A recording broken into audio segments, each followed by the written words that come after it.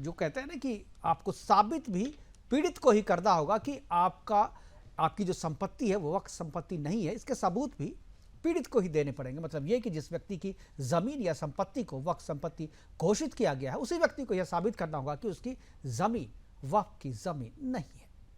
2013 में एक संशोधन यह भी किया गया था कि वक्फ बोर्ड नॉन मुस्लिमों की जमीन को भी वक्फ संपत्ति घोषित कर सकता है। 2013 से पहले तक यह कानून केवल मुस्लिमों पर लागू था। इसी कानून के कारण तमिलनाडु के पूरे गांव को वक्फ घोषित कर दिया गया, जिसमें 2000 साल पुराने गांव, वहां के मंदिर, वहां के मठ, सभी के सभी वक्फ की संपत्ति घोषित कर दी गई। मुंबई में अंबानी परिवार का घर, अंतालिया, सूरत नगर निगम का ऑफिस, कई राज्य सरकारों के ऑफिस, न्यायालय की जमीन, यहां तक कि वक्फ संपत्ति सभी को घोषित कर दिया गया। वक्फ कानून की आड़ में मुस्लिमों का एक ग्रुप लैंड जिहाद कर रहा है, जिसे रोकने के लिए यह संशोधन जरूरी है। जो ड्रैकोनियन प्रावधान इस एक्ट में मुस्लिम तुष्टीकरण के कारण किए गए हैं, मंदिरों और मठों को ध्वस्त कर बनाई गई मस्जिदों पर वक्फ के अधिकार को इस संशोधन के बाद चुनौती दी जा सकेगी और उन्हें वक्फ के कब्जे से मुक्ति दिलवाई जा सकेगी। इस कानून के प्रति लोगों की खींच को 26 जुलाई मध्य प्रदेश हाई कोर्ट के माननीय जज गुरुपाल सिंह अहलूवालिया की सुनवाई के दौरान वकील पर की गई टिप्पणी से भी समझा जा सकता है, जिसे माननीय जज ने कहा कि आप इस कोर्ट, लाल किला, ताजमहल सभी को वक्फ संपत्ति घोषित कर देंगे। आज अपने प्रोग्राम में हम चर्चा करेंगे कि क्या वक्फ बोर्ड संशोधन बिल 2024 में प्रस्तावित संशोधन जेपीसी अप्रूव कर देगी। ओवैसी और कांग्रेस को वक्फ बोर्ड के इन प्रावधानों को हटाने से दिक्कत क्यों हो रही है? क्या वक्फ बोर्ड की आड़ में चल रहा है लैंड जिहाद का खेल? क्या मुसलमान वक्फ बोर्ड को अपनी निजी संपत्ति की तरह इस्तेमाल करना चाहते हैं? क्या महिलाएं, सिया, बोहरा और अहमदिया मुसलमान को भी मिल पाएगा वक्फ बोर्ड का फायदा?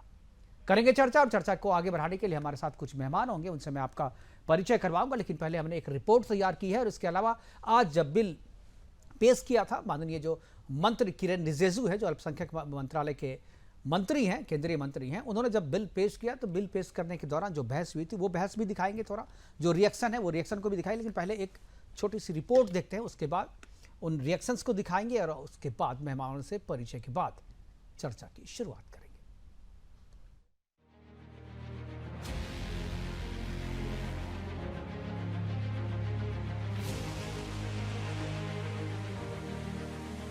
सालों से मजहब के नाम पर पैसे से लेकर जमीन और संपत्तियों से लेकर विशेषाधिकारों की मलाई खाई जा रही है।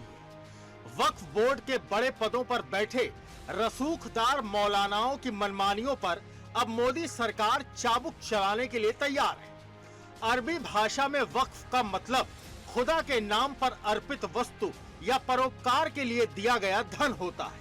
लेकिन खुदा के नाम पर धन इकट्ठा करते करते आज वक्फ बोर्ड करोड़ों की संपत्ति का मालिक बन गया है। सच्चर कमेटी की रिपोर्ट की माने तो बोर्ड के पास कुल 6 लाख एकड़ वक्फ भूमि है। वक्फ बोर्ड के पास 7,85,934 चल अचल संपत्तियां पंजीकृत हैं। वक्फ बोर्ड की कुल जमीन का बाजार मूल्य 1.20 लाख करोड़ रुपए है। वक्फ बोर्ड जमीन के मामले में रेलवे और कैथोलिक चर्च के बाद तीसरे स्थान पर है। वक्फ बोर्ड देश में रेल और सेना के बाद तीसरा सबसे बड़ा जमीन का मालिक है। कांग्रेस राज में बिना किसी रोक टोक के मजहब के नाम पर अथाह संपत्तियां और शक्तियां इकट्ठा करने वाला वक्फ बोर्ड सरकारी और अन्य संपत्तियों पर भी अपना दावा जता चुका है। वक्फ तमिलनाडु के तिरुचेथुरई गांव पर अपना मालिकाना हक जता चुका है। कावेरी किनारे स्थित 1500 साल पुराने सुंदरेश्वर मंदिर को वक्फ बोर्ड अपना बता चुका है। कर्नाटक में वक्फ ने 2.35 लाख करोड़ की जमीन लूट की। लखनऊ के बालागंज में 100 करोड़ की जमीन पर वक्फ का कब्जा है। पश्चिम बंगाल में वक्फ बोर्ड की करीब 4% संपत्तियों पर कब्जा है। आज देश में बेलगाम संपत्तियों का लूटपाट कर रहे वक्फ बोर्ड की शक्तियों को बढ़ावा साल 2023 में यूपीए की सरकार ने ही दिया था, जब यूपीए ने वक्फ बोर्ड कानून में संशोधन कर इन्हें असीमित अधिकार दे दिए थे, जिसके मुताबिक संपत्ति विवाद पर सरकार और कोर्ट वक्फ के बीच हस्तक्षेप नहीं कर सकती। जमीन विवाद पर कुछ भी साबित करने की जिम्मेदारी वक्फ बोर्ड की नहीं होगी। वक्फ आपको अपना हक साबित करने के लिए सबूत या दस्तावेज नहीं देना होता। कोई जमीन वक्फ के पास चली जाती है तो उसे वापस नहीं ले सकते। वक्फ संपत्ति का उपयोग सिर्फ मुसलमान ही कर सकते हैं। वक्फ बोर्ड को विशेषाधिकार देने वाले 2013 के इन्हीं कानूनों में संशोधन करते हुए आज सरकार की ओर से केंद्रीय अल्पसंख्यक कार्य मंत्री किरण रिजिजू ने आज लोकसभा में बिल पेश किया। प्रस्तावित बिल में सरकार द्वारा कुल 40 संशोधन किए गए, यानी बिल के जरिए पुराने कानूनों में करीब 40 बदलाव किए गए, जिनके प्रस्तावों के अनुसार वक्फ संपत्ति उत्तराधिकार में महिलाओं की भी भूमिका हो। वक्फ संपत्तियों के सर्वे के लिए जिला कलेक्टर स्तर अधिकारी फैसला ले। वक्फ बोर्ड अपनी संपत्ति जिला मजिस्ट्रेट के दफ्तर में रजिस्टर्ड कराए। वक्फ बोर्ड अपनी संपत्ति का मूल्यांकन कराए। वक्फ बोर्ड के रेवेन्यू की जांच हो। वक्फ बोर्ड में मुस्लिम महिलाओं और गैर मुसलमानों का प्रतिनिधित्व हो। बोहरा समुदाय और अघा खानी के लिए एक अलग वक्फ बोर्ड गठन किया जाए। बोर्ड में शिया, सुन्नी, बोहरा, अघा खानी और अन्य पिछड़े वर्गों का प्रतिनिधित्व हो। संपत्ति का रजिस्ट्रेशन एक सेंट्रल पोर्टल डाटाबेस के जरिए किया जाए।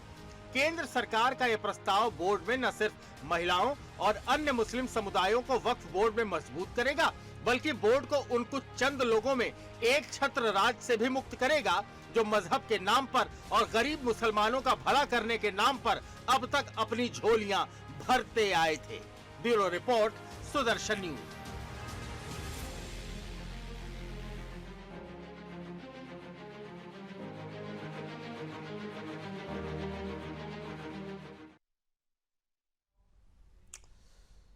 तो गरीबों की संपत्ति को अपनी संपत्ति यानी गरीबों के कल्याण के लिए जो संपत्ति कलेक्ट की गई है उसका इस्तेमाल अपने निजी फायदे के लिए किया जा रहा है। इस तरह के इल्ज़ाम जो है वक्फ बोर्ड पर लगातार लगते आ रहे हैं। आज जब संशोधन बिल पेश किया गया तो किसने क्या कहा, एक बार देखते हैं। उनकी बात को हमने कलेक्ट किया है आपके लिए, पहले उनको देखते हैं, उसके बाद कुछ प्रतिक्रियाएं हैं, फिर मेहमानों से परिचय कराएंगे। गवर्नमेंट कह रहे हैं कि हम महिलाओं को दे रहे हैं। मुझे यकीन है कि आप बिल्किस बानो को और ज़किया जाफरी को मेंबर बनाएंगे, मुझे यकीन है। मैं आपसे जानना चाह रहा हूं सर कि ये जो आप बिल ला रहे हैं, आप देश को बांटने का काम कर रहे हैं, जोड़ने का काम नहीं कर रहे हैं। आप दुश्मन हैं मुसलमानों के, उसका सबूत ये बिल है। Thank you sir. माननीय अध्यक्ष, बिल जो इंट्रोड्यूस हो रहा है, ये अध्यक्ष महोदय बहुत सोची समझी राजनीति के तहत हो रहा है। अध्यक्ष महोदय, जब लोकतांत्रिक तरीके से चुने जाने की पहले से प्रक्रिया है तो उसको नॉमिनेट क्यों किया जा रहा है? वहीं जहां अन्य धार्मिक जो मसले हैं, बॉडीज़ हैं, उनमें कोई गैर बरादरी का नहीं आता है। मान लीजिए वक्फ बोर्ड में गैर मुस्लिम को शामिल करने का औचित्य क्या बनता है?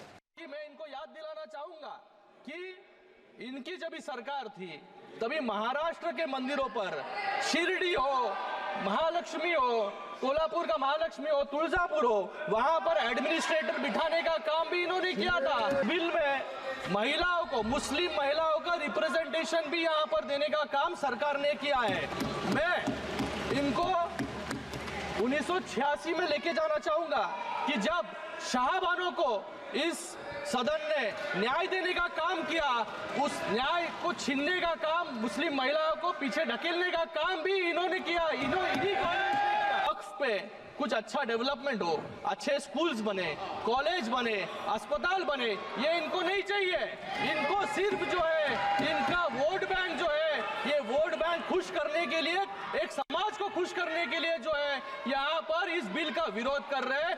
अमेंडमेंट आज हम लाने जा रहे हैं इस सदन में, वो वक्फ एक्ट 1995, जिसको 2013 में अमेंडमेंट ला करके इस पूरा जो वक्त का पर्पस, इंटेंशन और जिसके उम्मीद में लोगों का सालों तक था कि इस अमेंडमेंट जो लाया इससे कुछ फायदा मिलेगा, उसको उल्टा करके 2013 में ऐसा प्रावधान डाला गया था जिसके वजह से आज ये अमेंडमेंट लेकर के हमको यहाँ सदन लाया गया है कि 1995 का वक्फ अमेंडमेंट एक्ट ये बिल्कुल असक्षम रहा है और जिस पर्पस के लिए एक्ट लाया गया है वो पर्पस सर्व नहीं हो रहे थे और कई गलतियां, कई खामियां इसमें। तो संपत्तियों की लूट और एक तरीके से जमीन जिहाद का ये पूरा मसला है और जो ड्रैकोनियन प्रावधान इस एक्ट में किए गए उसको संशोधन के लिए आज सरकार ने नया संशोधन बिल जो है पेश किया है 2024। करेंगे चर्चा और चर्चा को आगे बढ़ाने के लिए हमारे साथ कुछ मेहमान हैं, उनसे मैं आपका परिचय करवा दूं। बीजेपी की तरफ से विजय कुमार शर्मा जी हैं, प्रवक्ता के तौर पे हमारे साथ जुड़े हुए। इसका डॉक्टर मुदस्सिर निसार है, सदस्य है वक्फ बोर्ड के। दोनों मेहमानों का स्वागत है। इसके अलावा कांग्रेस के मेहमान भी हमारे साथ जुड़ेंगे, लेकिन शुरुआत मैं मुदस्सिर साहब आपसे करना चाहूँगा। यह जो संशोधन पेश किया गया आज पार्लियामेंट में, आपने भी देखा होगा, आपकी मैं प्रतिक्रिया, आपकी मैं टिप्पणी चाहता हूँ। क्या आपको लगता है कि यह जो संशोधन बिल में जो प्रावधान किए गए, हालांकि जेपीसी को भेजा गया है, इसमें बहुत सारे चेंजेस भी होंगे, बहुत सारे सुझाव आएंगे, उनको इंक्लूड किया जाएगा, किसी को निकाला जाएगा, लेकिन अभी जो वर्तमान में जो बिल का जो मसौदा है, क्या आपको लगता है कि वो सही है और ये संशोधन जरूरी था? पहले तो मैं आपको माध्यम से सबको नमस्कार करता हूं मैं और सलाम अर्ज करता हूं कि एक्चुअली ये जो आप लोग ने जो संसद में जो पेशगी की हुई है अमेंडमेंट की, इसमें एक्चुअली आज तक कोई समझा ही नहीं ये चीजें। ऐसा नहीं है कि 1995 के एक्ट जो बने गए थे वो सिर्फ मुसलमानों के लिए, कि सिर्फ वक्फ की प्रॉपर्टी को सेव करने के लिए किया गया था। बिल्कुल। और उसमें वक्फ की प्रॉपर्टी इस तरह से, ऐसा नहीं है कि कोई और किसी की प्रॉपर्टी को वक्फ प्रॉपर्टी डिक्लेयर, ऐसा नहीं है। Being a member, being a मुतवल्ली, मुझे मालूम है कि इसमें क्या हो सकता है, कैसे हो सकता है, इसका प्रोसेस क्या है। इसका अगर हमको 40 में, अगर जैसा मैंने काफी, मेरे पास अभी ये जो आपके पेपर है अमेंडमेंट के पूरे मेरे पास, मैं इसकी काफी स्टडी कर चुका हूँ। तो उन्होंने काफी जगह इस तरह से, अभी आप कह रहे थे कि बोरा का और सिया का और सुन्नी का जो वक्फ बोर्ड होना चाहिए अलग अलग, तो ये जो चीजें जो है इसमें इंपॉर्टेंट ये होता है कि 22 अक्टूबर 2022 में सुप्रीम कोर्ट ने जजमेंट दिया था, जिसमें मैं वहां प्रेजेंट था, महाराष्ट्र का रिप्रेजेंटेटिव होके, तो मैं वहां पे प्रेजेंट था। और उस वक्त ये बातें हो रही थी कि अगर हमारे पास जो है सुन्नी जो वक्फ बोर्ड के पास जितनी संपत्ति है उसकी अगर 20% संपत्ति बोरा कम्युनिटी या तो सिया कम्युनिटी के पास हो तो उनका अलग बोर्ड बन जाएगा। हमें बोर्ड बनाने में और हमें कोई उसका इंटरेस्ट नहीं है। रहा सवाल के जो सुन्नी की जो बोर्ड है, आज जो वक्फ बोर्ड जिसको कहते हैं हम, तो वो जो हमारा एक रेगुलाइज बेसिस पे चल ही रहा है। दूसरी चीज, जब आप अमेंडमेंट में दिया है उन्होंने कि भाई 40 की कार्रवाई जो है कलेक्टर डिसाइड करेगा।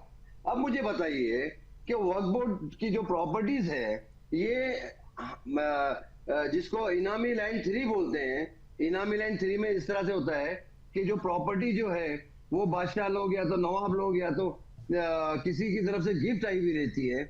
आज समझो मैं उनकी खिदमत कर रहा हूँ, मुझे उन्होंने गिफ्ट दे दिया है, तो इनामी लैंड 3 हो गई वो, और वो चीज जो है वो वक्फ में डिक्लेयर हो गई है। तो इसमें कोई ऐसी गलत राय नहीं है, गलत चीज नहीं है कि इसका जो डिसाइडिंग फैक्टर जो है वो कलेक्टर को दिया जाए। ठीक है, हायर अथॉरिटी बॉडी बैठी हुई है, अमेंडमेंट हो रहे, कीजिए अमेंडमेंट, लेकिन इस तरह से कीजिए अमेंडमेंट कि कोई भी प्रॉपर्टी को डैमेजिंग फैक्टर नहीं बन जाए वहां पे। नहीं, आपको क्यों लगता है कि कलेक्टर के इंटरफेरेंस से वो डैमेजिंग हो जाएगा? ये तो अच्छी बात है ना, आपको जो डोनेट किया है, आपको रजिस्ट्रेशन का बोल रहे हैं, रजिस्ट्रेशन जो है आपको कलेक्टर के सामने करना चाहिए कि सरकार को जानकारी में तो होना चाहिए ना। नहीं, ये जो रजिस्ट्रेशन की बात नहीं कर रहा हूं मैं ये कर रहा हूं कि 40 का जो कार्रवाई जो बदली की गई एक्ट 1995 में, जो 40 का जो पॉइंट था, एक्ट 40, जिसको चेंज करके जो चीफ एग्जीक्यूटिव ऑफिसर का जो पावर था, जो डिसाइडिंग फैक्टर इंक्वायरी ऑफिसर बैठा हुआ था कि वो अपनी इंक्वायरी करेगा, रेवेन्यू डिपार्टमेंट के सब डॉक्यूमेंट चेक करेगा, उसके बाद ही वो डिसाइड करेगा कि whether this properties belong to वक्फ और नॉट। और ऐसा नहीं है कि जो एग्जीक्यूटिव ऑफिसर जो बैठा हुआ है वो सिर्फ 1-2 डॉक्यूमेंट देखेगा, वो generation to generation document check करके आगे आएगा और उसको डिसाइड करेगा। आपको हर एक सब मुद्दे पे पेपर दिखाने में दिक्कत क्यों होती है? जब भी कोई मुद्दा आता है पेपर दिखाने से आप लोग तो पेपर दिखाने में क्या दिक्कत है? अगर वो जनरेशन का पेपर चेक करेंगे तो क्या करेंगे? आपकी जमीन अगर सही होगी तो होगा पेपर उसका, कोई प्रॉब्लम नहीं है। तो आप ये कहिए कि कलेक्टर वहां से पेपर बना के सब वक्फ बोर्ड में भेजे और वक्फ बोर्ड का सीओ डिसाइड करे कि क्या है करके, तो आपको तो दो राय नहीं होना चाहिए अंदर। एक राय तो यह है कि भाई प्रॉपर्टी जो है आपके वक्फ बोर्ड का जो अभी कानून है, आपके वक्फ बोर्ड का जो कानून है वो ऐसा लगता है कि संसद से ऊपर एक अलग अथॉरिटी का कानून है। ऐसा नहीं, ये नहीं, हमारे- ड्रैकोनियन ये आपके 1995 एक्ट 40 जो है आपका, उस 40 में तो आप किसी को भी कर सकते हैं। कॉन्स्टिट्यूशनल बॉडी है हाँ। मुकेश जी, कॉन्स्टिट्यूशनल बॉडी है, ये इनके पावर अलग दिए हुए, लेकिन ये सरासरी गलत बात है नहीं। कि हम जो है ये वक्फ बोर्ड का जो पावर है हम गैर कानूनी तरीके से इस्तेमाल करते हैं, ये गलत चीज है। हम जो है कानून को पेपर के हिसाब से ही हम काम करते हैं। तमिलनाडु के 2000 साल पुराने गांव को वक्फ संपत्ति घोषित कर देना, ये कौन नहीं, से तो कानून से सही है भाई? ये कौन से कानून से सही है? आपने सूरत म्युनिसिपैलिटी के पूरे ऑफिस की जमीन को आपने वक्फ देखिए, घोषित मैं- कर दिया। आप बहुत मुकेश सारे जी, मैं न्यायालय आपको को बता वक्फ रहा हूँ, घोषित कर दिया, ये कौन सा कानून है? तमिलनाडु में क्या हुआ, तमिलनाडु में क्या हुआ, उन्होंने जो पेपर लाया होगा या उनके जो डॉक्यूमेंट होंगे उसको सही स्क्रूटनी हुई या नहीं हुई ये तो नहीं मालूम मुझे, लेकिन हमारे महाराष्ट्र में जो सिस्टम है हम जो देखो, एक-एक आपने पेपर खुद को जवाब दे scrutiny दिया ना, करते हैं। आपने खुद जवाब दे दिया कि उन्होंने जो पेपर लाए होंगे वो सही नहीं होंगे, इसीलिए कलेक्टर चेक करेगा। वो तो अच्छी नहीं- बात है ना, मैं तो वही कह रहा हूँ, उसी के लिए कलेक्टर सरकार तो आपकी कलेक्टर सुविधा के लिए चेक कर करे। रही है। विजय जी कुछ बोलना चाह रहे मुकेश जी, हम थे। वही कह रहे हाँ, हैं जी। मुकेश जी, हम वही कह रहे हैं कि कलेक्टर पहले चेक कर लेंगे, कोई इशू नहीं है हमको, वहां से कलेक्टर अपना ठीक है, अब चेक करने की बात है, तो जो जो संशोधन है वो तो यही कह रहा है कि नहीं पहले कलेक्टर चेक करेंगे। संशोधन ये तो नहीं कह रहा है कि वो जमीन चेक करने के बाद से आपको नहीं दी जाएगी, सही होगा तो आप ही को दी जाएगी वो। मुकेश जी, हम भी वही कह रहे हैं कि कलेक्टर पहले रेवेन्यू डिपार्टमेंट चेक कर लेवे, उसकी हिस्ट्री निकाल लेवे, उसके फेरफार निकाल लेवे, और उसके बाद फिर तो बोर्ड में लावे भेजे हुए कि भाई हमारी स्क्रूटनी में क्या है, आपकी स्क्रूटनी में क्या है। अब मुझे बताइए कि आप सब अमेंडमेंट में जो है अभी आपकी स्टैंडिंग कमेटी में गया हुआ है मैटर, सर जी सुनिए, ये स्टैंडिंग कमेटी में नहीं गया, स्टैंडिंग कमेटी में नहीं गया, जेपीसी में गया वो। जेपीसी में, सॉरी जेपीसी में जो जी गया। जी जी जी। सुनिए, देखिए मुदस्सिर जी ने बड़ी चालाकी से जी। जो बुनियादी बातें थी उनको घुमा दिया। ये चालाकी बुनियादी नहीं है, बातें- ये real मुदस्सिर- बात है। मुदस्सिर साहब, मैं आऊंगा, एक बार इनको बात सुन लीजिए ना। कोई मुदस्सिर चालाकी नहीं है। मुदस्सिर साहब प्लीज बात सुन लीजिए, फिर वापस आएंगे आपके पास। जी आपको जी, बड़े जी, शांति जी। से मैंने सुना था। अगर कोई मैं बोलता हूँ ऐसा कि मैं आपको भी correct शांति से कीजिए। बोल रहा हूँ। जी। बोलिए हाँ, तो बोलिए अपने बोलिए टाइम सर। पे बोलना प्लीज। हम्म। देखिए, जी, ये बोलिए, ये जो अमेंडमेंट है ये क्या कहता है, महिलाओं की भागीदारी सुनिश्चित करता है। हम्म। तो आपको क्या हर्ज है अगर इसमें महिलाएं आ जाती तो आपको क्या हर्ज है? आप मुझे बताइए। बोहरा समाज को लाने की बातें करता है ये समाज, आगा खान जो वो इनका एक समाज का वो है, उसको लाने की बात करता है। दूसरा मैं आपको करेक्ट कर दूं, पहले भी उपायुक्त होता था जिसको कलेक्टर कर दिया। तो उपायुक्त तो वैसे भी रिवेन्यू का मालिक होता है डिस्ट्रिक्ट का। आप बताइए ना मुझे, जो रेवेन्यू रिकॉर्ड होता है उसका मालिक जिले में उपायुक्त होता है, तो उसका अपना कलेक्टर कर दिया है उपायुक्त की जगह। तो इसमें क्या दिक्कत है? दूसरा, आप इस देश में रहते हो, ये देश संविधान से चलता है। क्या कहीं हो सकता है कि एक प्रॉपर्टी के ऊपर आप दावा कर दो और उस इंसान को ना सिविल कोर्ट जा सकता है, ना सेशन कोर्ट जा सकता है, ना हाई कोर्ट जा सकता है? आपके यहाँ बोर्ड होगा एक जिसमें आपकी बिरादरी के लोग होंगे, आपके ही संस्था के लोग होंगे, वही उसको डिसाइड करेंगे क्या होगा। दूसरा, आप मुझे बताइए, अकबर डम्पी जो है, अकबर अहमद डम्पी, वो 200 बीघा से ज्यादा जमीन पे कब्जा करे बैठा हुआ है रामनगर में। आप मुझे बताइए वो गरीब है क्या? वक्त का मतलब क्या होता है? आप तो अच्छे से जानते हो, मैं तो उर्दू का ऐसा बहुत ज्यादा जानकार नहीं हूँ, लेकिन आप मुझे बता दीजिए। अब वहां कार्रवाई हो रही है उत्तराखंड के अंदर, तो ये जो आपके कांग्रेसी, क्योंकि वो संजय गांधी जी का दोस्त रहे हैं, संजय गांधी जी तो अब चलो नहीं रहे, उन्होंने कब्जा कर रखा है। ऐसे ही सहारनपुर में कर रखा है 250 बीघे से ज्यादा जमीन पे। तो देश के वक्फ बोर्ड की जी गोपाल जी, 4 आऊंगा लाख आऊंगा आपके पास। जी 4 लाख ऐसी प्रॉपर्टी है जिनका आपके पास कोई सबूत नहीं है। वो कहां से आई आपके पास? आप मुझे बताइए। उनका लेना नहीं देना नहीं, आपने दावा ठोक दिया, आपकी प्रॉपर्टी हो गई वो। देखिए हम देखिए, आप देखिए, बीच में मत बोलिए प्लीज। जी जी, तो मैं मेरी आऊंगा बात अभी सुनिए। कांग्रेस के प्रवक्ता भी हमारे साथ है, गोपाल कृष्ण जी बैठे हुए हैं। गोपाल कृष्ण जी भी कुछ बोलना चाह रहे हैं। जी गोपाल जी गोपाल कृष्ण जी बोलिए, क्या आपकी क्या आपत्ति, क्या कांग्रेस जो आपत्ति उठा रही है कि संविधान के विरुद्ध है, मुसलमानों के विरुद्ध है, कैसे आपको लगता है ये संविधान और मुसलमानों के विरुद्ध है? आवाज आपकी नहीं आ रही, आप जरा अनम्यूट करें, आपका म्यूट है शायद आपका, ये अनम्यूट करें जी। हाँ जी, आ रही अब बोलिए अब आ रही आवाज। आ रही है ना मेरी आवाज? आ रही है। हाँ, मैं सबसे पहले ये बोलना चाहूंगा, वक्फ बोर्ड जाने से पहले, कि ये मोदी सरकार का एक स्टंट चल रहा है जो भारत में देश के लोगों का ध्यान भटकाया जा सके। इतनी सारी विफलता जो है, 2 महीने में 50 सैनिक शहीद हो चुके हैं, उस पर कुछ नहीं मोदी सरकार कर पाई। बांग्लादेश इतना बड़ा चीज हुआ, जो बांग्लादेश हमारा दुनिया का सबसे बड़ा सर्जिकल स्ट्राइक है जो स्वर्गीय इंदिरा गांधी का बनाया हुआ है। एक नया देश पाकिस्तान को तोड़कर वो आपसे हैंडल नहीं हो रहा, आपके हाथ से निकलता जा रहा। तो इन सब बड़े बड़े चीजों को जो झूठ बोलते रहते हैं कि डंका बज रहा है, ऐसे बड़े बड़े चीजों से ध्यान हटकाने के लिए ये कभी वक्फ बोर्ड, कभी स्टेशन पर, कभी नाम लिख लो, मुद्दे पे बात कर रहे हैं सर। आप देखिए, आप भटकाने की बात आप कर रहे हैं, हम लोग संशोधन पे बात कर रहे हैं। ये पहले इनका स्वभाव तो क्लियर हो जाए आपके सामने। स्वभाव भाई, 15वां साल तीसरा टर्म है, स्वभाव दुनिया को पता है, जनता ने चुन के भेजा है। आप स्वभाव पे बात ना करें, आप टेक्निकल अंग्रेजों को भी चुन लिया था, इस देश की जनता ने अंग्रेजों को भी चुन लिया था। हाँ तो ठीक है, जनता ने, अंग्रेज चुनाव करा के नहीं आए थे, अंग्रेज चुनाव करा के नहीं आए थे, चुना नहीं था, अंग्रेज थोपे गए थे, अंग्रेज थोपे गए थे। यहाँ सबसे बड़ी बात है, यहाँ सबसे बड़ी बात है, आज तक कितने अवैध कॉलोनी के नाम पर ढाए जा रहे हैं। कभी एक स्कूल कॉलेज बना है उस जगह पर? दिल्ली में इतने अवैध कॉलोनी गिराए गए। आपको अगर इस अमेंडमेंट के बारे में जानकारी नहीं है तो आप प्लीज आप समय खराब ना बताइए ना, आप बताइए ना, जो जिस अमेंडमेंट के बारे में हम लोग चर्चा कर रहे हैं उस पर चर्चा करें ना। प्रधानमंत्री को जैसे सुप्रीम कोर्ट ने बोला था कि ये, चलिए ठीक है गोपाल जी, मैं समझ गया, आपको इस पे जानकारी नहीं है, आप इस पे नहीं बोलना चाहते। आप वक्त पे हम चर्चा कर रहे हैं ना। माफियागिरी किया है, हाँ, जमीन जिहाद चल रहा है, कांग्रेस को लग रहा है कि ये कुछ, चलिए मुदस्सिर साहब कुछ बोलना चाह रहे हैं, लेकिन इससे पहले मैं, हमारे पास एक बड़ी खबर आ रही है, इससे पहले मैं, हमारे पास एक बड़ी खबर ओलंपिक से आ रही है, सिडनी ओलंपिक से एक बड़ी खबर आ रही है, जो भारत है, भारत ने शायद हॉकी के मैच में जो है जीत हासिल की है, silver bronze medal, bronze hockey match में भारत की शानदार जीत हुई है, भारत को ब्रॉन्ज मेडल जो है वो मिला है। अभी मैच चल रहा था और जब शानदार मैच था, हॉकी मैच में भारत की शानदार जीत हुई है। और एक बार स्कोर भी मैं आपको बता दूं कि 3-2 से शायद ये फैसला हुआ है। हॉकी के मुकाबले में भारत ने स्पेन को हराया है और ब्रॉन्ज मेडल के मुकाबले में भारत की जीत हुई है। भारत ने स्पेन को 2-1 से कड़े मुकाबले में 2-1 से हरा दिया और भारत के अमनदीप ने जो है, अमनदीप ने दोनों गोल किए, दोनों फील्ड गोल थे।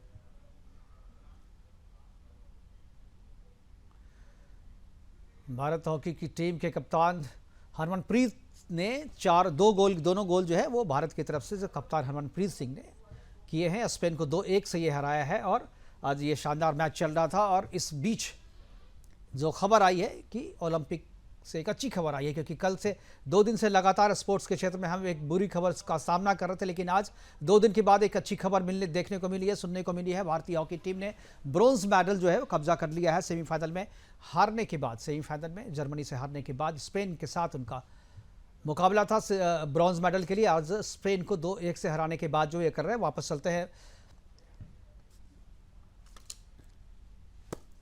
तो इस बड़ी खबर के बाद वक्त हो चला एक छोटे से ब्रेक का, लेकिन जितने भी मेहमान हमारे साथ इस प्रोग्राम में बने हुए वो बने रहेंगे। ब्रेक के बाद वापस आएंगे तो पता करेंगे, जानने की कोशिश करेंगे कि वक्फ एक्ट में जो संशोधन प्रस्तावित किया गया है सरकार की तरफ से, उसका विरोध कांग्रेस और विपक्ष के लोग क्यों कर रहे हैं, खासतौर पे वक्फ बोर्ड क्यों इसका विरोध कर रहा है। करेंगे चर्चा, सारे मेहमान हमारे पास बने रहेंगे, लेकिन वक्त एक छोटे से ब्रेक का, तुरंत हाजिर होते हैं, जाइएगा कहीं नहीं।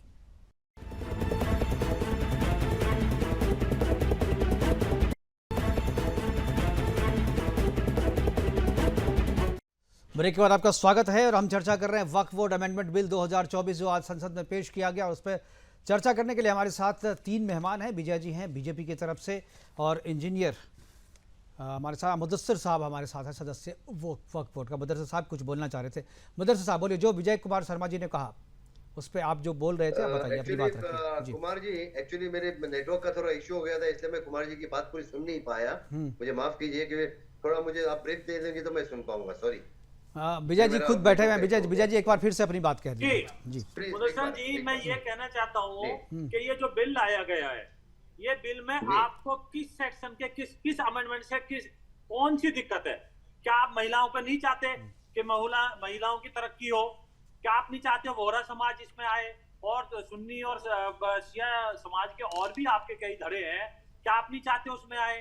क्या आप नहीं चाहते जो ये कांग्रेस के और ये जो कुंडी मारकर बैठे हुए हैं 200 बीघे प्रॉपर्टी जिन्होंने कब्जा रखी है प्राइम लोकेशन की, जिसका जो वक्त का मतलब जकात या जो दान दी हुई होती है, जो इसका उद्देश्य है, उद्देश्य से वक्फ बोर्ड भटक गया है। क्या उद्देश्य वो नहीं होना चाहिए? जिन्होंने दान की थी उनका जो सही परिप्रेक्ष्य इसमें जो हुआ था उसका नहीं होना चाहिए।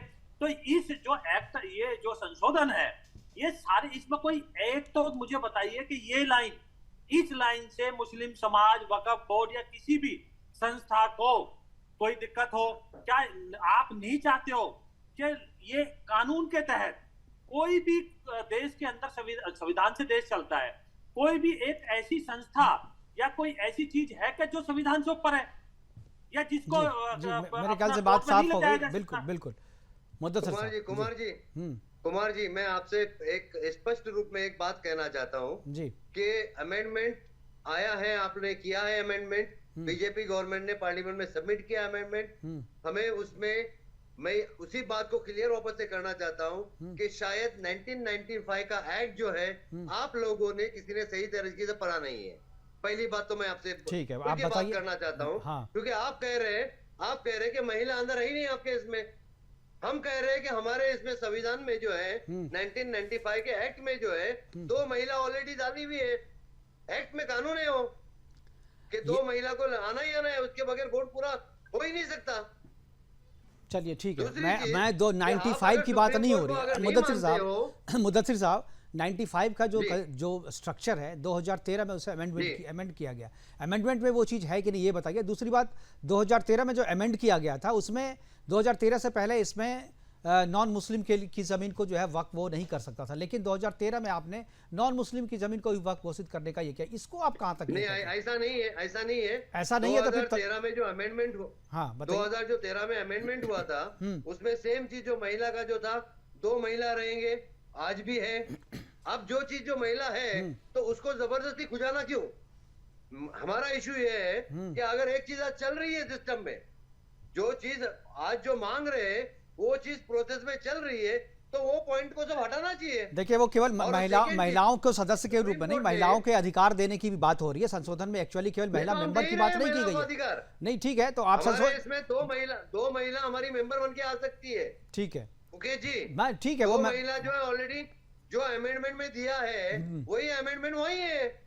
40 अमेंडमेंट है सर, 40 अमेंडमेंट है, 40 अमेंडमेंट। और ये जो अगर आपने जो पेपर आपके पास है, आप बताइए उसमें से किस चीज पे आपको दिक्कत, किस बात पे है?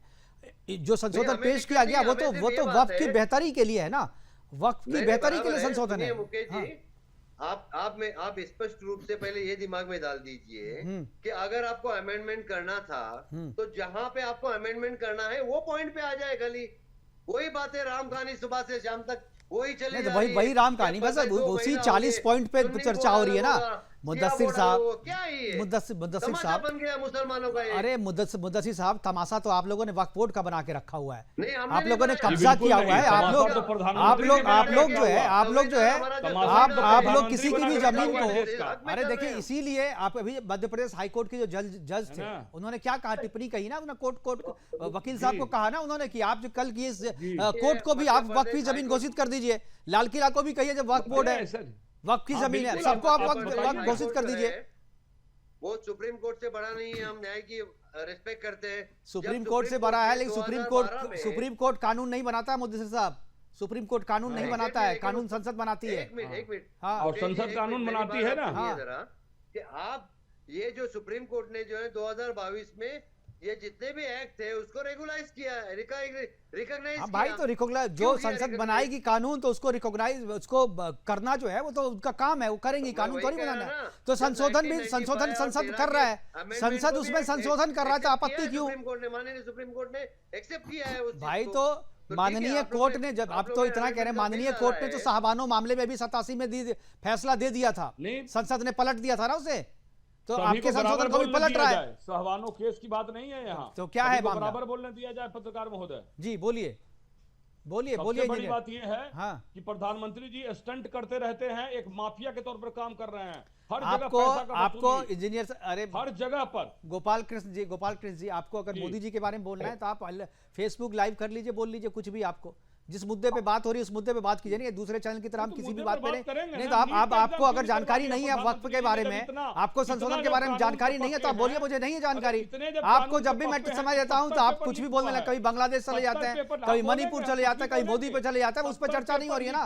आपको जानकारी नहीं है तो आप चुप रहिए, आप पढ़ के आइए ना, पढ़ के आइए ना गोपाल कृष्ण जी, पढ़ के आइए। डिबेट यहाँ पर जो है ना किसी नहीं, पढ़ के आइए। किसी पैसा वसूलने में लगे हुए हैं, जमीन छीनकर अडानी को देने में लगे हुए हैं। हाँ, तो वक्फ बोर्ड की जमीन जो है अदानी की जमीन, अंबानी की जमीन को भी तो वक्फ बोर्ड ने कह दिया था कि ये वक्फ की जमीन है, अब इसीलिए तो ये संशोधन हो रहा है। वक्फ बोर्ड कह दिया था, हाँ कह दिया था। आप छीन के जमीन देने में लगे, जब आप कोई काम नहीं कर पाते हैं ना तो ये हिंदू मुसलमान का स्टंट कर रहे हैं। इसमें हिंदू मुसलमान क्या भाई, जैसे अयोध्या में हाल हुआ। अरे कल आपकी जमीन को भी बोल देगा वक्फ बोर्ड जो हमारी जमीन है। गोपाल कृष्ण जी आपकी जमीन को भी कर देगा, कल हमारे पास ही आइएगा आप हमारे पास ही आइएगा। फिर प्रॉपर्टी को डायरेक्ट कर सकता है कि भाई वक्फ बोर्ड की प्रॉपर्टी है, ऐसा नहीं है। आप बोलिएगा, हमारे कंधे पे सर रख के कहिएगा जी आप सही कह रहे थे।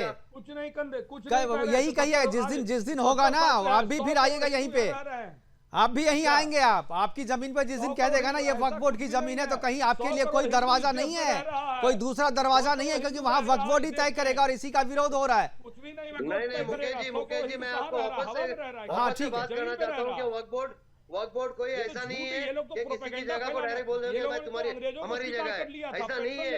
हम उसके दस्तावेज चेक करने के बाद जो है उसकी बाकायदा हियरिंग होती है। चलिए विजय जी कुछ बोलना चाहते, मुदस्सिर साहब मैं आऊंगा आपके पास, आऊंगा। आप जो कह रहे हैं मैं उस पर ही बात करेंगे हम। विजय जी कुछ बोल रहे हैं जी।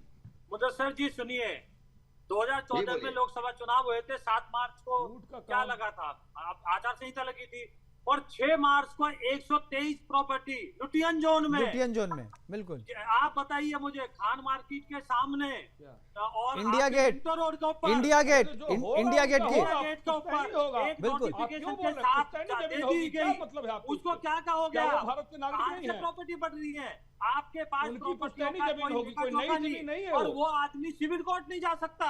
ये कैसा दम घोटने वाला है वो है, बताइए आप मुझे। अरे गोपाल कृष्ण जी पुश्तैनी जमीन होगी, आपने चेक किया ना? वो भी है, उनका भी नाम है। तथ्य के आधार पर आप ये इधर की बात करेंगे। आज कल आप दूसरे डिबेट पे बात करने पे तीसरे पे करेंगे, ये मोदी जी पे ले जाएंगे, वक्फ बोर्ड पे बात नहीं करेंगे। वक्फ बोर्ड के अलावा ये सारे मुद्दों पे बात करेंगे। सारे काम वोट पाने के लिए नहीं किए जाते हैं गोपाल कृष्ण जी, कुछ देश और राष्ट्र के लिए भी किया जाता है, कुछ समाज के लिए भी काम किया जाता है। आप वोट के लिए आप बनाए थे ना, आप लीजिए ना वोट, आप लीजिए वोट, तुष्टीकरण करके कांग्रेस वोट ही तो लेती है। सारे काम वोट के लिए नहीं होते हैं, कुछ काम राष्ट्र के लिए भी होते हैं। चलिए मुदस्सिर आप चुप रहिए, आपको कोई जानकारी नहीं है, आप प्लीज आपको कोई जानकारी नहीं है, पढ़ के आइए। मुदस्सिर साहब क्या कर रही है? मुकेश जी पहली बात तो यह है कि जैसा हमारे विजय साहब ने जो कहा, विजय जी ने कहा कि भाई हमारी प्रॉपर्टी थी और वो आचार संहिता लगा हुआ था और वो वक्फ बोर्ड ने डिक्लेयर कर दिया कि वक्फ बोर्ड की प्रॉपर्टी है। एक दिन पहले 7 से पहले 6 तारीख। हाँ ठीक है। मैं आपको थोड़ा ये वक्फ बोर्ड क्या चीज है, कैसा है और उसको कैसा करना है, ये मैं थोड़ा सा इसी माध्यम से आपको समझाना चाहता हूँ कि अगर कोई इस तरह से हरकतें होती है, अगर समझो वक्फ बोर्ड ने डिसाइड किया कि भाई वक्फ बोर्ड की प्रॉपर्टी है, अगर उसके डॉक्यूमेंट में आपको भारत सरकार ने नोटिफिकेशन किया था, भारत सरकार ने नोटिफिकेशन किया था, उसमें वक्फ बोर्ड को प्रॉपर्टी दे दी गई। क्या बातें कर रहे हो आप? ये कैसे दी जाएगी? और ये हुआ है, ये हुआ है। वक्फ बोर्ड की प्रॉपर्टी ऐसी कितनी प्रॉपर्टी है जो गवर्नमेंट ने ली है, वो क्या पढ़ा रहे हैं ये गवर्नमेंट? अरे भाई गोपाल कृष्ण जी आपको जानकारी नहीं है, कुछ ही बोल रहे हैं, आप गूगल कर लीजिए ना, पूरी दुनिया को पता है, आपको नहीं पता। आप शुतुरमुर्ग की तरह आंख बंद करके जमीन में धंस जाइएगा तो थोड़ी सच बदल जाएगा उससे। मुदस्सिर साहब कुछ बोल रहे हैं तो सुन लीजिए, जरा सुन लीजिए मुदस्सिर साहब कुछ बोल रहे हैं जी। मुदस्सिर साहब मुकेश जी, गुजराती गैंग का ये जो डॉक्यूमेंटेशन की जो बातें हो रही है, अगर वक्फ बोर्ड अगर आपके साथ में कुछ गलत कार्रवाई करता है या गलत तरीके से डिसाइड करता है तो इससे हायर अथॉरिटी जो है वक्फ ट्रिब्यूनल है, जज है, मैजिस्ट्रेट है। एक मिनट सुनिए, ठीक है विजय जी सुन लीजिए, विजय जी सुन लीजिए। आप विजय जी आप पहले पूरी बात सुनिए, उसके बाद अपना आर्ग्यूमेंट कीजिए। उसके बाद जो है आपको अगर वहां पे भी न्याय नहीं मिलता है तो आपको हाईकोर्ट है, आप हाईकोर्ट में अपील कर सकते हैं, हाईकोर्ट क्या सुप्रीम कोर्ट में अपील कर सकते हैं। ऐसा नहीं है कि वक्फ बोर्ड ने बोल दिया तो खलास हो गया, ऐसा कहीं भी नहीं है। ये लोगों को गलत बहकावे में लाया गया कि वक्फ बोर्ड इस तरह से काम कर रहा है, और वक्फ बोर्ड ने जो डिसीजन दिया वो फाइनल डिसीजन है। तो आप बताइए, कहीं भी नहीं है। एक चीज बताइए मुद्दसिर साहब, आप कह रहे हैं अभी तक जो है, अभी तक जो आंकड़े हैं, करीब 93 केसेज जो है अभी ऑनलाइन कंप्लेन आए थे। तो कितने कंप्लेन का निपटारा कर दिया आपने, कितने लोगों पे अपील अभी कर दी देखिए आपने? 93 केसेस में, मुकेश जी, 93 केसेस में आज इंडिया में जो है हमारे 5.5-6 लाख एकड़ जगह है, उसमें से अगर आप 93 पकड़ ले तो 93 में से कितना परसेंट रेशियो हो गया? आप एक आदमी भी अगर आपसे पीड़ित है मुझे उसको न्याय मिलना चाहिए ना। तो आप बताइए ना, तो आप तो 0.1% का भी निपटारा नहीं कर पाए आप, इसको इस तरीके से देखिए ना, 0.1% का निपटारा भी नहीं कर पाए आप। मुकेश जी, आप न्यायालय में जाते हो, आप न्यायालय जाते हो तो, और ये जो कंप्लेन है सर, ये 93 कंप्लेन, मुदस्सिर साहब मैं क्लियर कर दूं थोड़ा सा, ये 93 कंप्लेन है ना, आप सुनिए, ये 93 कंप्लेन सरकार के पोर्टल पे है। आपके पास कितने होंगे मुझे आंकड़े नहीं, आपके पास तो लाखों में होंगे। अच्छा मुझे बताइए कि 93 जो पोर्टल में जो गवर्नमेंट के है, whether government check the document, दीजिए ना, उनके डॉक्यूमेंट चेक किया उन्होंने? सरकार के पास अधिकार कहाँ है सर इसे चेक करने का? वो तो आप करेंगे ना, उसी को तो बदल रहा है। सरकार के पास कहाँ अधिकार है? सरकार क्या चेंज, अभी जो अमेंडमेंट है, मुद्दसिर साहब, सरकार के पास क्या अधिकार है? मुद्दसिर साहब पढ़े लिखे आदमी है, आप डॉक्टर मुद्दसिर बोल रहे हैं अपने आप को, क्या सरकार के पास अभी अधिकार है? उसी अधिकार के लिए तो संशोधन किया जा रहा है। सरकार के पास उसी अधिकार पाने के लिए संशोधन किया जा रहा है, और संशोधन होगा तो चेक करेगी। सरकार के पास पावर है, सरकार जो है superior body to Waqf board, सभी को बराबर वक्फ बोर्ड सबसे ऊंची बॉडी नहीं है, उसको 2000 गवर्नमेंट के पास पावर है। देखिए ठीक, गवर्नमेंट के पास पावर जो है उसी पावर का इस्तेमाल करके संशोधन लाया जा रहा है, और संसद से जब संशोधन पास हो जाएगा तो फिर सब चीज साफ हो जाएगा। और आपको अगर लग रहा है कि मुकेश जी आपको क्लियर कर रहा हूं मैं कि हम संशोधन और बिल की बात नहीं कर रहे हैं। मैं ये कह रहा हूं कि वक्फ बोर्ड का अगर डिसीजन कोई आता है, उसके ऊपर हाई कोर्ट है, सुप्रीम कोर्ट है। सेकेंड ऑप्शन ये है कि गवर्नमेंट ऑफ इंडिया जो है वो सेंट्रलाइज है, वो अपने हिसाब से सीडब्ल्यूसी को गाइडलाइन दे सकती है। महाराष्ट्र गवर्नमेंट जो है, जो गवर्नमेंट स्टेट गवर्नमेंट है, वो अपना स्टेटमेंट दे सकती है। ऐसा नहीं है कि वक्फ बोर्ड ने बोल दिया दैट इज फाइनल डिसीजन। आप तो ऐसा कह रहे हैं जैसा कि ऑटोनमस जो भाई साहब जो संविधान का स्ट्रक्चर है, ऑटोनमस बॉडी को सरकार डायरेक्ट नहीं कह सकती। आप क्या कर सकती है? नहीं 97 के एक्ट के हिसाब से नहीं कह सकती है, और इसीलिए उसमें संशोधन किया जा रहा है। ऑटोनमस बॉडी का कह सकती है, सुझाव दे सकती है, चेंज नहीं कर सकती। ऑटोनमस बॉडी का यही होता है। तो फिर सुझाव ही देगी ना, सुझाव नहीं, सुझाव से काम नहीं चल रहा है ना। ऑटोनमस बॉडी का अपना स्ट्रक्चर है संविधान का। आप गलत चीज बता रहे हैं ना लोगों को, भ्रम मत फैलाइए ना लोगों को। नहीं, आप भ्रम फैला रहे हैं। मैं ये बता रहा हूँ कि अगर कोई वक्फ बोर्ड गलत करने जा रहा है तो उसको गवर्नमेंट इंस्ट्रक्ट कर सकती है। भाई तो सरकार वक्फ बोर्ड गलत करे ही ना, इसके लिए ठीक है। हमारे पास समय की कमी है, विजय जी कुछ बोलना चाह रहे हैं। विजय जी नहीं तो आप बराबर मौका दीजिए सबको बोलने का। मुकेश आपको मौका देके करेंगे कि आप बोलना ही दूसरे पार्टी पे है आपको।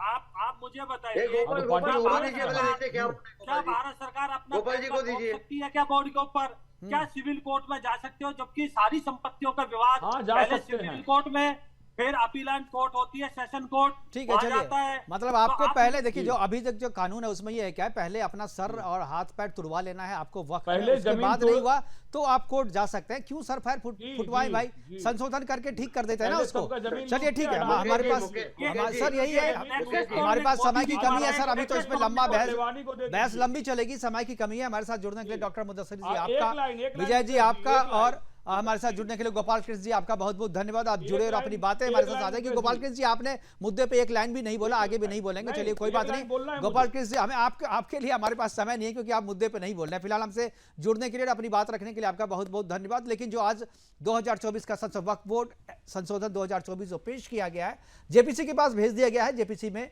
सभी पार्टियों के जो है अपने सदस्य होंगे। अभी मेंबर कौन होंगे अभी डिसाइड नहीं होना, 1 से 2 दिन में लोकसभा अध्यक्ष जो वो डिसाइड कर देंगे। उसके बाद जो संशोधन पेश किए गए हैं सरकार की तरफ से, उस पर चर्चा होगी। और जो 40वां संशोधन, जो 40वां एक्ट है जिसको लेकर सबसे ज्यादा विवाद है और 40 पॉइंट्स बनाए गए हैं, उन पॉइंट्स पे क्या होता है, क्या वक्फ बोर्ड की मनमानी इसी तरीके से चलते रहेगी? जिस उद्देश्य के लिए वक्फ बोर्ड का गठन किया हुआ था, वक्फ बोर्ड बना था, क्या उस उद्देश्य पे काम कर रही है, उस उद्देश्य की दिशा में वक्फ बोर्ड काम कर रहा है? इस पे भी चर्चा होगी। और क्या जो दूसरे मुसलमान हैं, बोहरा मुसलमान, सिया मुसलमान, अहमदिया मुसलमान, क्या उनका पर्पस इस वक्फ बोर्ड से पूरा हो रहा है? इन सभी चीज पर जेपीसी जो है वो फैसला लेगी। और जब फैसला होगा तो उसके बाद भी हम प्रोग्राम करेंगे। फिलहाल अभी के लिए इतना ही, दीजिए इजाजत, नमस्कार।